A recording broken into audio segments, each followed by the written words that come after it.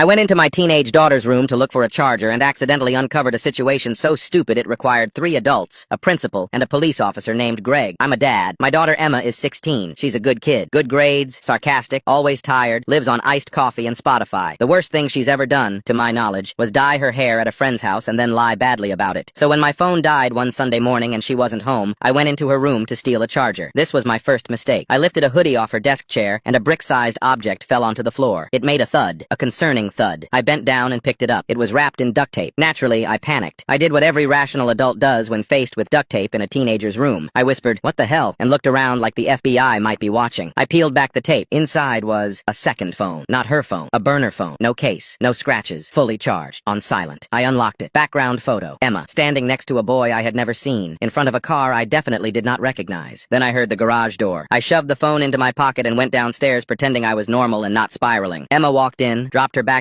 and said, "Hey, Dad." I said, "Hi." Then I said, "What's this?" and put the phone on the counter. She froze like I'd yelled freeze in a bank robbery. She said, "Why were you in my room?" I said, "Why do you have a burner phone?" She said, "That's not mine." I said, "It's your face on the lock screen." Long pause. She sighed and said, "Okay, but before you freak out," I freaked out. I asked if she was dealing drugs, joining a cult, or secretly married. She rolled her eyes and said, "Dad, I'm not an idiot." Then she said the sentence that made everything worse. "It's not for me. It's for him." I asked who him was. She said, "My boyfriend." I did not know she had a boyfriend. I asked why her boyfriend needed a secret phone hidden in her room. She said, "Because his parents track his phone." Reasonable? No. But teenage logic has its own economy. I asked how old he was. She said, 18. My soul briefly left my body and came back holding a chair. I demanded to meet him immediately. She said, "You already have." Turns out, I had. The boy in the photo? My neighbor's son. The same kid who helped me carry groceries last week and called me sir. The same kid whose dad I play pickleball with on Saturdays. I drove Emma next door like we were going to war. The door opened. His dad smiled and said, "Hey man, what's up?" I held up the phone. His smile died. His son walked into the room, saw Emma, saw me, saw the phone, and said, "Oh, cool, we're doing this." Apparently, they'd been dating 6 months. He'd hidden the relationship because his parents were intense. Emma hid the phone because you'd overreact. I did not overreact. Yet. Then his mom came downstairs and saw all of us standing there like a very tense family portrait. She asked, "Why is everyone here?" Her son said, "Because I'm grounded forever." She asked why. He said, "Because I hid my second phone in my girlfriend's room." She screamed, "You what?" She grounded him on the spot. I grounded Emma on the spot. Then the mom noticed something else. She said, "Wait, where did you get that phone?" Silence. The kid said,